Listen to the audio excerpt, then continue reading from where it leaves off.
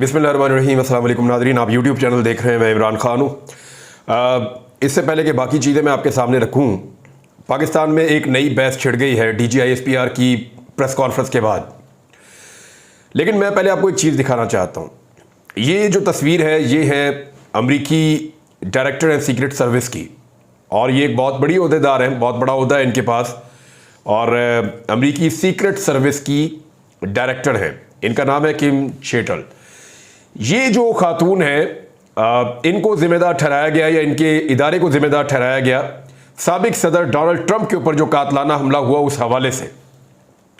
वहां पे जो अवामी मुंतखब नुमाइंदे हैं या लॉ मेकर्स हैं, उन्होंने इनको तलब किया, और तलब करने के बाद घंटों तक इनसे तफ्तीश की गई, और पूरे अमेरिका ने नहीं, पूरी दुनिया ने सुना, और इतने सख्त अल्फाज इस्तेमाल किए गए, यानी इनको ग्रिल किया गया।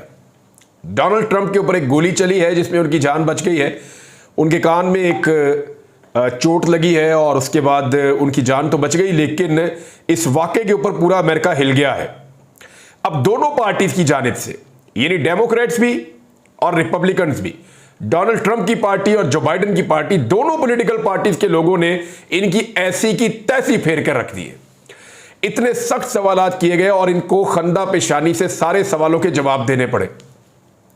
ऐसा लग रहा था कि एक पब्लिक सर्वेंट, यानी अवाम का एक खादिम, अवाम के मुंतखब नुमाइंदों को जवाब देने की जिम्मेदारी अदा कर रहा है।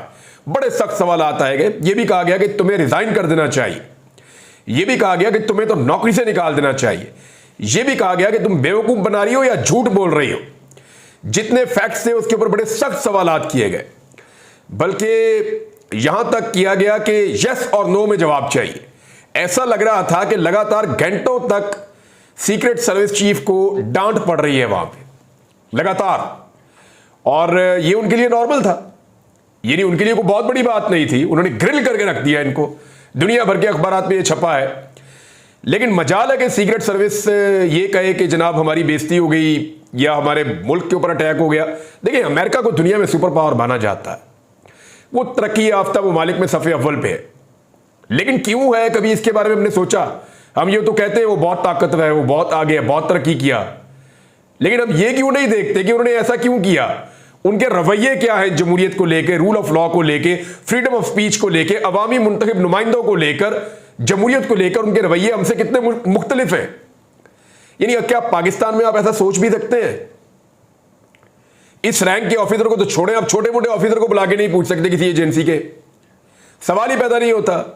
यानी यहां पे मुझे याद है इमरान खान साहब पे गोलियां चली थी तो कोई जिम्मेदारी लेने वाला ही नहीं था, FIR ही दर्ज नहीं हो रही थी, वो करवा नहीं पा रहे थे। तो ये कितना बड़ा फर्क है। जब तक हमें ये फर्क समझ नहीं आएगा तब तक हम आगे नहीं बढ़ सकेंगे। हमेशा मुल्क डेमोक्रेसी के साथ आगे बढ़ते हैं, रूल ऑफ लॉ के साथ आगे बढ़ते हैं, जमहूरियत के साथ आगे बढ़ते हैं, फ्रीडम ऑफ स्पीच के साथ आगे बढ़ते हैं, इख्तिलाफ राय की आजादी के साथ आगे बढ़ते हैं। फस्तायत से, दबाने से, जुल्म करने से, जबर करने से, आमराना रवैयों से मुल्क आगे नहीं बढ़ते। ये आपने अमेरिका में होते हुए देखा, तो आपको अंदाजा हो जाना चाहिए कि इतने सख्त सवालात और इतना जबरदस्त ग्रिल किया उन्होंने इस ऑफिसर को कि मैं देखकर परेशान हो गया था कि क्या पाकिस्तान में हम ऐसा तसव्वुर भी कर सकते हैं, सोच भी सकते हैं।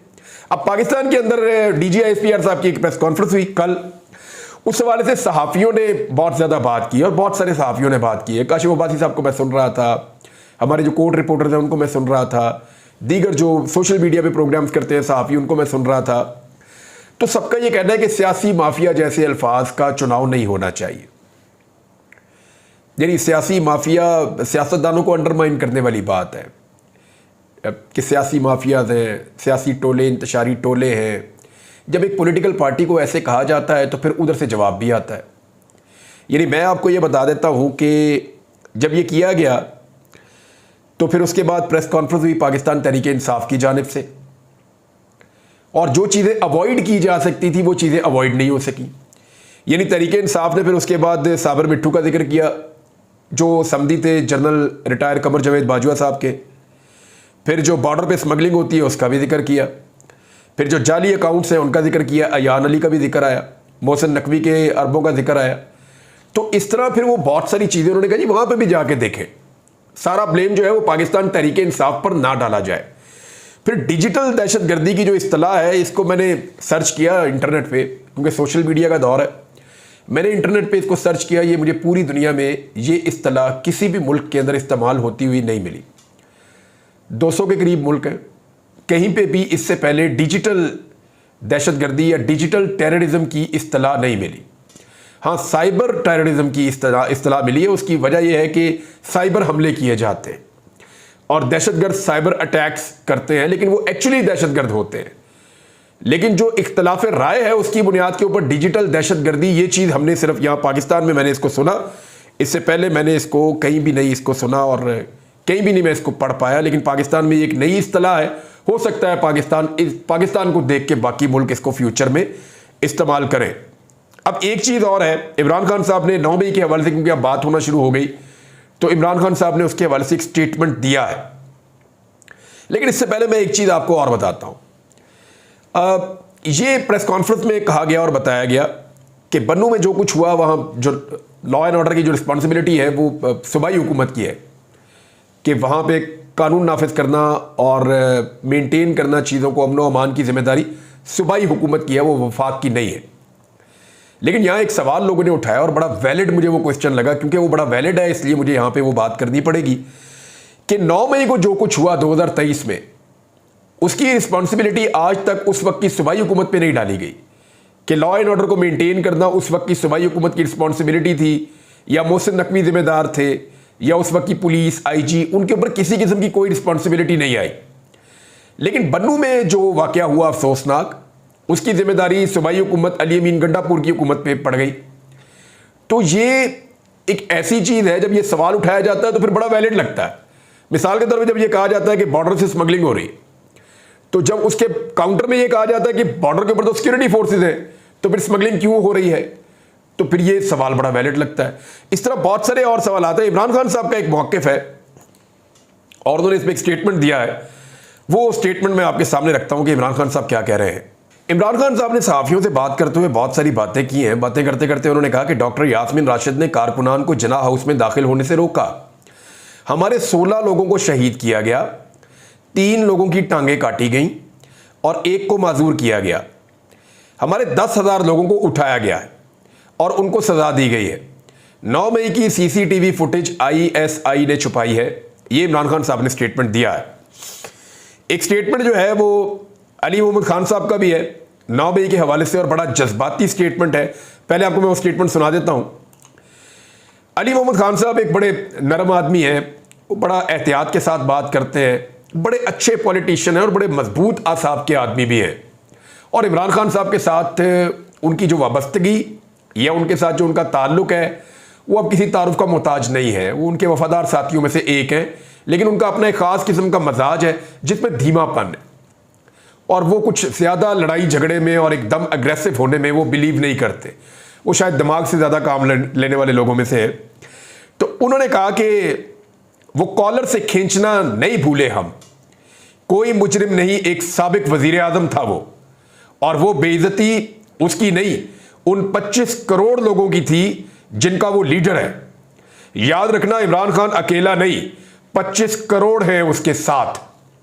ये अली मोहम्मद खान साहब ने उस दिन ट्वीट किया, कल जब प्रेस कॉन्फ्रेंस की DGISPR साहब ने, और अली मोहम्मद खान साहब की जानिब से इस तरह का ट्वीट आना, इसका मतलब ये है कि वो फील कर रहे हैं चीज़ों को कि शायद कहीं पे एक्सेस हो रही है चीज़ों में।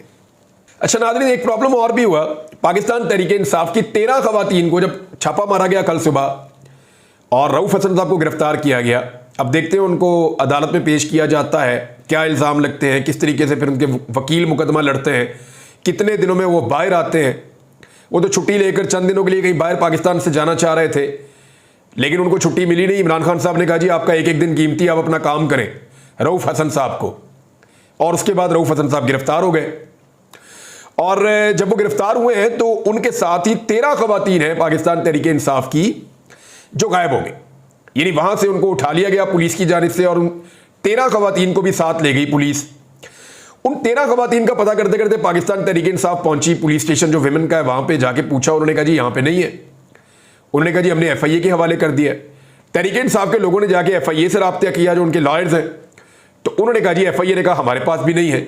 तो तहरीक इंसाफ रात गए तक उन खवातीन को तलाश कर रही थी और रात गए जो स्टेटमेंट आया था उमर अयूब साहब का, उनका यह कहना था कि नामालूम मकाम पर हमारी खवातीन को मुंतकिल किया गया है, हम सुबह उनकी बाजियाबी के लिए दरख्वास्त दायर करेंगे। और वो इसको एक ज्यादती करार दे रहे थे कि ये जुल्म है, इन खवातीन का कोई कसूर नहीं, वो सिर्फ एक पॉलिटिकल पार्टी के ऑफिस में मौजूद थी और हर एक का हक है कि वो पॉलिटिक्स करे और पॉलिटिक्स के अंदर अपना रोल प्ले करे। ये पाकिस्तान के कॉन्स्टिट्यूशन में उसको ये राइट मिलता है। इमरान खान साहब ने दो बड़ी अहम चीज़ें की हैं।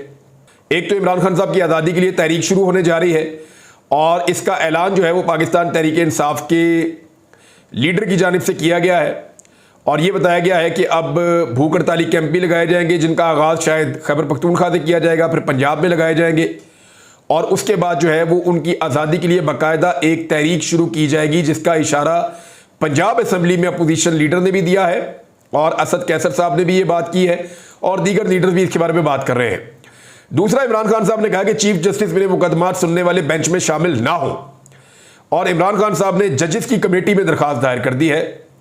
ये जो दरखास्त इमरान खान साहब ने दायर की है, इसमें 3 जजेस हैं ना एक कमेटी के अंदर। वहां पे इमरान खान साहब ने दरखास्त दायर की है कि जनाब चीफ जस्टिस ऑफ पाकिस्तान काजी फायद ईसा साहब को उन केसेस का हिस्सा ना बनाया जाए जो केसेस इमरान खान से मुताल्लिक या उनकी पॉलिटिकल पार्टी से मुताल्लिक हों। अच्छा, इसमें इमरान खान साहब ने जो मुबैना तौर पर जो सरीना ईसा साहिबा हैं, काजी फायद ईसा साहब की अहलिया, उनके जो ओपनली उन्होंने स्टेटमेंट दिए थे इमरान खान साहब के खिलाफ, उन स्टेटमेंट्स को भी इस दरखास्त का हिस्सा बनाया और कुछ शवाहिद भी पेश किए और चीज़ें बताई हैं और उन्होंने रेफरेंस का भी जिक्र किया और उन्होंने कहा जी कि एक वेंडेटा है, एक प्रॉब्लम है, तो काजी फायद ईसा साहब जो है वो हमारे मामले में हमें नहीं लगता कि हमें इंसाफ देते हैं, लिहाजा ये ज़ाती मामला हो जाता है, तो काजी फायद ईसा साहब हमारे मुकदमात ना सुने, चाहे वो पाकिस्तान तहरीक इंसाफ के हैं, चाहे वो मुकदमात इमरान खान साहब के हैं। एक स्टेटमेंट इमरान खान साहब का जो है उसके ऊपर बड़ा शोर मचाया गया और स्टेटमेंट ये था कि इमरान खान साहब ने कहा कि मैंने अपने कारकुनों से कहा था कि मेरी गिरफ्तारी की सूरत में GHQ के बाहर पुरअमन एहतजाज करने पहुंच जाना, लेकिन असद कैसर साहब ने, अली मोहम्मद खान साहब ने, पार्टी की दीगर क़यादत ने, सब ने इसको डिनाई किया है और सब ने यह कहा कि इमरान खान साहब ने ऐसा कोई हुक्म नहीं दिया था और ये कुछ गलत बयानी हो गई है या मिसअंडरस्टैंडिंग हो गई है। इमरान खान साहब उस दिन गिरफ्तार थे और वो बारहा ये कह चुके हैं कि 9 मई को तो मैं गिरफ्तार था, तो मैं तो किसी किस्म का एहतजाज का कॉल दे नहीं सकता था। तो अब इमरान खान साहब ने किस कॉन्टेक्स्ट में ये बात की है, सहाफ़ियों ने कैसे इसको रिपोर्ट किया है, जब दोबारा सहाफ़ी इमरान खान साहब के पास जाएंगे या इमरान खान साहब की टीम उनसे जाकर मिलेगी तो फिर चीज़ें मजीद क्लियर हो जाएंगी और पता चल जाएगा। नाज़रीन, एक और मसला बना हुआ है हुकूमत के लिए, वो पाकिस्तान तहरीक इंसाफ का जलसा है। हुकूमत को ये लगता है कि पाकिस्तान तहरीक इंसाफ ने अगर इस्लामाबाद में जलसा किया तो फिर वो मोमेंटम पकड़ लेगी और पंजाब में भी घुसेगी और सिंध में भी जाएगी और बाकी जगहों पे भी जाएगी, इसी मिसाल को लेकर कि हमें जलसे करने की इजाज़त दी जाए। और अगर इस्लामाबाद रावलपिंडी के लोग मुतहर्रिक हो गए और इस्लामाबाद में एक तगड़ा और बड़ा जलसा हो गया तो उसके बाद कंट्रोल करना मुश्किल हो जाएगा, एक नई वेव को एक नई तवानाई मिल जाएगी। देखिए, इस्लामाबाद में 2 इशूज़ हैं जो इस वक्त हुकूमत फेस कर रही है और बहुत बड़ा प्रॉब्लम है ये, और दोनों इशूज़ जो हैं वो खुशकिस्मती से हुकूमत की या बदकिस्मती से पाकिस्तान तहरीक इंसाफ की, वो दोनों इश्यूज गए हुए हैं chief justice Islamabad high court जनाब आमिर फारूक साहब के पास पड़े हुए हैं। एक मामला जो है इस्लामाबाद के 3 हलकों में ट्रिब्यूनल के फैसले का है। ट्रिब्यूनल उन 3 हलकों के मामला को सुन रहा है, बड़ी तेजी से हल कर रहा था, लेकिन फिर स्टे आ गया अदालत की जानिब से और वो स्टे दिया गया था आमिर फारूक साहब की अदालत से, लिहाजा वो मामला वहां पे पेंड हो गया।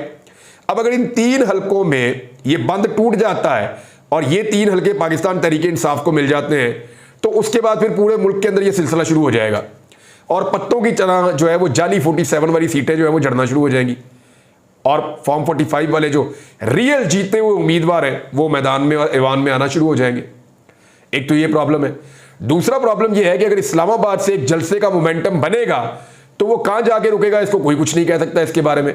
आप देखिए, अभी अदालत में जब डिस्कशन हो रही थी तो तहरीक लबैक के जलसे का, धरने का, हर चीज़ का हवाला दिया गया, जमात इस्लामी की एक्टिविटीज़ का हवाला दिया गया, जितनी भी एक्टिविटीज़ इस्लामाबाद में होती है सबके बारे में बताया गया।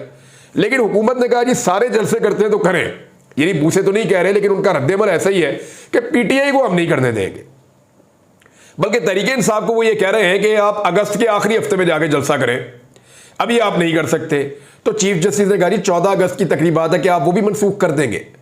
अभी जो तरीके लब्बैक वाले आए थे वो किससे पूछ के आए थे? वो बैठ के आगे धरना धुरना देके सब कुछ करके वो निकल लिए और उनको किसी ने कुछ कहा भी नहीं, बल्कि उनको कहा गया रिलैक्स, आप और हम एक ही चीज चाहते हैं। लेकिन दूसरी तरफ पाकिस्तान तहरीक इंसाफ जो है उसको जलसा करने ही नहीं दे रहे। रीजन ये नहीं है कि तहरीक इंसाफ को जलसा इसलिए नहीं करने देना कि लॉ एंड ऑर्डर का मसला है या कोई दहशतगर्दी का मसला है या कोई और इशू है। इशू सिर्फ एक है और इशू ये है कि अगर तहरीक इंसाफ का जलसा इस्लामाबाद में अलाउ किया गया, लोगों को आने दिया गया, तो इतनी बड़ी तादाद में लोग आ जाएंगे कि उसके बाद फिर एक मोमेंटम बन जाएगा। फिर ये लाहौर में भी जलसा करना चाहेंगे। 14 अगस्त को उन्होंने ऑलरेडी अनाउंस किया हुआ है। तो ये सारी चीजें हैं जो जलसा करने से या जलसे की इजाजत देने से रोक रही है। बहरहाल अदालत ने एक मरतबा फिर मामला वहीं पर जाके खड़ा कर दिया कि आपस में तय करके आप जलसा कर दें। अब आखिरी सोल्यूशन ये होगा कि हुकूमत को अदालत ऑर्डर कर दे और अदालत ये हुक्म जारी कर दे डायरेक्टली ऑफिसर्स को कि जी अब जलसा होगा और आप जलसा करवाएंगे, अब जलसा आपने रोकना नहीं है। इस तरह का एक स्ट्रेट फॉरवर्ड ऑर्डर मुझे लगता है अब रिक्वायर्ड है, क्योंकि ये हुकूमत तो तहरीक इंसाफ का जलसा करवाने का नाम ही नहीं ले रही। अब तक के लिए इतना ही, अपना ख्याल रखिएगा, अपने इस चैनल का भी। अल्लाह हाफ़िज़।